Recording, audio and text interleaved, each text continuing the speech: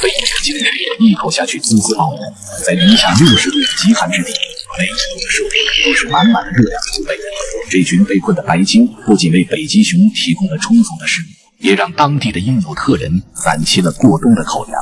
冰冷的刀子划开白鲸柔软的表皮，15公分的脂肪是补充热量的绝佳食物。肥美的油脂一刀下去滋滋冒油，将分解好的精脂悬挂起来，风干发酵后就是过冬的食物储备。一场百年难遇的超低温席卷了北极，近40头白鲸被困其中。这是方圆40公里内唯一的呼吸孔，它们要不停地搅动，防止水面结冰。狭小的空间，食物严重不足。为了活下去，它们会将身体调成节能模式，心跳频率由每分钟80次降至30次左右，全程消耗皮下脂肪维持生命。要想脱困，它们至少还要再坚持5个月，而这段时间还要保证不被北极熊发现。上一次的鲸鱼盛宴让小北极熊第一次吃到爽，但这种情况不会一直持续下去。在零下60度的极寒下，每次失败的狩猎都会损耗身体能量。北极熊不会饮水，它们会代谢脂肪为身体补充水分，因此每一次的进食都至关重要。在凛冽的暴风环境下，海豹一般都在水下躲避寒冷，北极熊的狩猎也变得愈发艰难。就在小北极熊游荡之际，被困的白鲸引起了他的注意。在食物匮乏的极寒之地，这一锅丰盛的白鲸绝对是不可多得的美味，但要想吃到它们，仍是一个棘手的难题。成年白鲸的长度可达5米，体重在2吨左右。身为哺乳动物，它们无法摆脱用肺呼吸的特性，每隔15分钟就要浮上水面换气。而上方的小北极熊已经静候多时。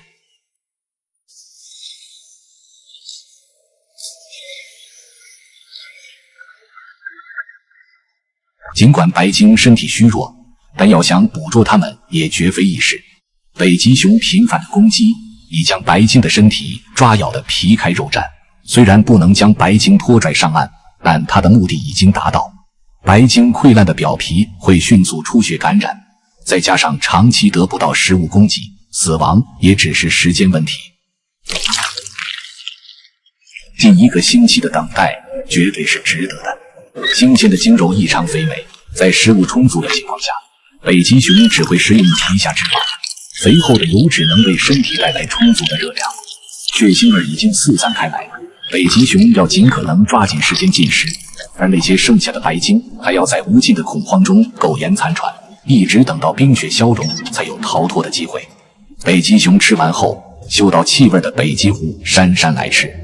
冬季的北极狐完全依靠大型食肉动物为生，吃剩的残渣对他们来说也是一顿饕餮盛宴。但聪明的小家伙有个很好的习惯，吃饱喝足后，他们会将多余的食物埋藏起来，一旦到了食物匮乏之际，储存的物资就是活下去的唯一口粮。空气中散播的血腥味吸引了另一只雌性北极熊的注意。将近6个月的冬眠与分娩让雌性北极熊能量耗尽，再加上2个小北极熊每天大量的奶水需求，熊妈妈现在迫切的需要饱餐一顿。突然，一只饥饿的雄性北极熊正在赶来的路上，即使食物就在眼前，熊妈妈也不能带着孩子们冒险。处于发情期的雄性为了与雌性交配，甚至会杀死幼崽。随着夏季来临，冰雪渐渐消融，大面积海冰渐渐开裂，白鲸的救生通道终于打开。被困5个月的白鲸群终于迎来了新生，不过刚刚散落的浮冰仍充满风险，白鲸的憋气能力有限，如果碰到大面积浮冰，它们便无法露出水面换气。不过白鲸号称海洋中的口技大师，它们发出叫声，用声呐互相交流，只要其中一只找到了呼吸通道，整个群体都会共同分享。为了繁殖，它们每年都会返回加拿大西部海湾，而现在留给它们的时间不多了。白鲸一走，小北极熊又失去了食物供给，浮冰以超出预期的速度融化，捕捉海豹已成为一种奢侈。很显然，挨饿的季节又要来了。但天无绝人之路，这个时节的海象正处繁殖期，刚出生2个小时的小海象软糯 Q 弹，小北极熊要抓住这次进食的机会。海象母子接触胡须，建立感情纽带，这种情感一旦建立，便是永久性的。为了保证小海象安全成长，雌性海象的闺蜜会扮演凶猛的守护者，这种契约精神会一直持续3年的时间。刚出生的小海象是北极熊追杀的第一目标。海象妈妈发现北极熊后，抱着孩子迅速逃离，小北极熊在后面紧追不舍。闺蜜发现危险后，立马前去迎战。北极熊在水下几乎无法与长和海象抗衡，熊妈的死就是血淋淋的教训。愤怒的海象妈妈怒火中烧，要不是闺蜜鼎力相助，小海象早已成为北极熊的午餐。而海象爸爸还在浮冰上与其他雌性打情骂俏。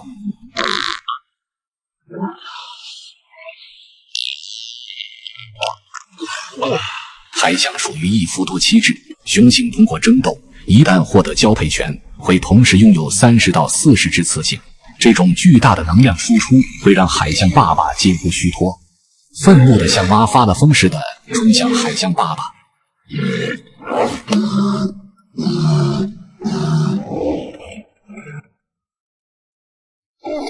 吃饱喝足的小北极熊正在冰上休息，熊妈一家3口闻着气味赶了过来。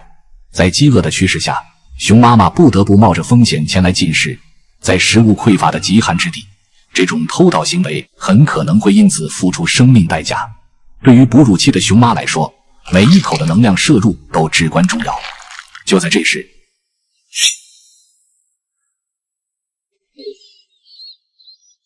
现在的小北极熊已经有了嗜杀的本能。带娃的熊妈没有任何战斗力，她似乎已经忘了小时候跟着妈妈偷吃的遭遇。饥饿仍是现在最大的难题，熊妈的奶水已无法支撑2个小家伙同时享用，但她自己却浑然不知。较小的一只已经饿到虚脱，熊妈只能低声哀嚎，希望孩子能够跟上步伐，但长时间得不到奶水的滋养，小家伙连走路都成问题。作为妈妈，她无法给孩子充足的食物，用身体提供温暖是她现在唯一能做的。艰难的一夜过去，小北极熊已经奄奄一息，熊妈妈在一旁不断安慰，祈求孩子能够站起来。如果昨天他能多吃几口海象肉，或许结局也不会是现在这样。熊妈妈守在孩子身边，久久无法释怀，这种撕心裂肺的疼痛，或许只有她自己知道。无奈生活还要继续，她必须尽快找到食物，否则另外一只幼崽也将会面临饿死的风险。白鲸经过长时间迁徙，已经陆续抵达加拿大西湾的浅水滩，而饥饿的北极熊早已等候多时。当然，我们的小北极熊也在其中，淡水与海水会在这里交汇，这里的水温比深海高出10度左右。刚出生的白鲸幼崽没有脂肪层，因此这里绝对是天然的育儿所。水底的砾石犹如搓澡巾，在深海区，白鲸的皮肤会沾连大量海藻和鲸尸，通过在砾石上摩擦，可以去除附着着寄生虫的旧皮肤，这也是1年当中难得放松的时刻。此时的北极熊纷纷开始就位，只要抓到一只，它们便可美美地度过夏季。白鲸的速度是北极熊的4倍，在水中它们很难被捕捉，而刚出生的白鲸幼崽就没那么幸运了。出生10分钟的小白鲸，脆嫩的皮肤仅有几毫米，全身包裹着一层黑色外套，能和浅滩的水域融为一体。一般到5岁左右，它们的身体才会由黑色渐渐变成白色。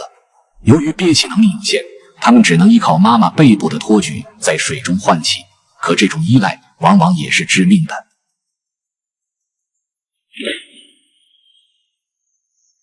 小白鲸在水中无法快速逃离，妈妈为了保护孩子，甘愿沦为北极熊的食物，而小白鲸离开了妈妈，犹如待宰羔羊，它的生命甚至还不足半个小时，就被饥饿的北极熊疯狂啃食。熊妈母子闻着血腥味也赶了过来，无尽的饥饿让熊妈冒着风险凑上来抢食，如此近的距离，对于小北极熊来说仍是不小的风险。为了活下去，它只能硬着头皮面对雄性北极熊的威胁。熊妈妈几乎一时间不知如何抉择，一边是自己的孩子，一边是可以活下去的资本，嘴边的血腥味也让她丧失理智。这口来之不易的食物对于他们来说太珍贵了，但白鲸群悲惨的命运还远没有结束。时至今日，加拿大的因纽特人仍在捕杀白鲸，在浅滩退潮时，他们会将木棍成排插在地上，形成一道长长的屏障，一旦有白鲸靠近，猎人便会驾船进行驱赶。一旦白鲸进入木桩阵，基本可以宣布死亡。虽然木棍之间有很大的间隙，但受惊的白鲸却不敢逾越。这种来回疯狂的游动会让白鲸体力耗尽，最后将白鲸装入船中，直接拉回屠宰场。锋利的刀子划开鲸鱼柔软的表皮，再将鲸肉大小均匀地进行切割。肥厚的油脂是它们过冬取暖的重要储备物资。虽然全球已明令禁止商业捕杀，但鉴于因纽特人长期以来的狩猎生活传统，生活在这里的原住居民仍然保留着捕杀鲸鱼的习俗。不过从2022年起，这一活动得到了极大限制，每年因纽特人狩猎捕捞组织只能拿到3头白鲸的猎杀配额，而且捕杀的鲸肉不得进行商业买卖。分解下来的鲸肉会现场进行分配，橘红色的油脂富含超高的热量，将鲸肉均匀分解后放到架子上进行晾晒。凛冽的海风会让鲸肉迅速脱水，晾干之后就是一家人过冬的主要食物储备。小北极熊也在这次捕杀中吃得盆满钵满。随着身体不断成长，小家伙渐渐有了求爱的欲望。一只正在哺乳的熊妈妈引起了他的注意。面对小北极熊的逼近，熊妈带着2个幼崽立马逃离。现在的他完全继承了父亲的求爱恶习，为了唤起雌性的交配意识，他甚至已经萌生了杀死幼崽的想法。但另外一只较大的雌性小北极熊似乎对他产生了浓厚的兴趣。对于雌性的靠近，小北极熊没有表现出任何攻击性，这也充分说明它可能真的长大了。但一旁的熊妈可不这么认为，雌性散发的气味让小北极熊根本无法抗拒，并疯狂地展开求爱行为。但这只雌性小北极熊身体还未成熟，这样的追逐行为只会白白消耗妈妈的奶水能量。最后在熊妈的嘶吼下，小北极熊这才灰溜溜地落荒而逃。离开妈妈的2年时间里，小北极熊的身体已经充分成熟，它也如愿以偿地找到了自己的真爱。结束了一段美丽的邂逅，成功受精的雌性北极熊朝着山坡走去。它要在雪洞内冬眠6个月，在此期间，它会完成一次伟大的史诗级分娩。没有了亲人的陪伴，小家伙学着妈妈的样子，孤独地趴在冰上，脑海中不断浮现和妈妈一起嬉笑打闹的时光。冰层断裂的脆响在空旷的冰原回荡。现在他有了独当一面的力量，此时的他再也不是一只小北极熊，而是一只真正的北极陆地之王。